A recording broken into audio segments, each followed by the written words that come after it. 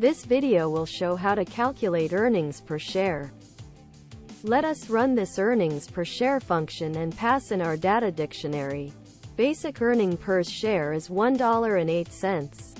I will show you how to make this function now.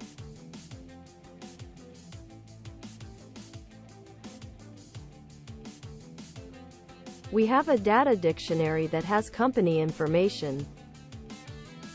Name our function earnings per share that takes in a dictionary. We need to calculate the income available from common shares. Name our variable income, which is net income. Subtract preferred shares issued. Next, we make a variable named earn per share, or EPS, for shorthand.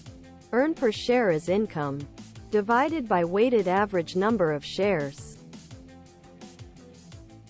Now, we print out this information.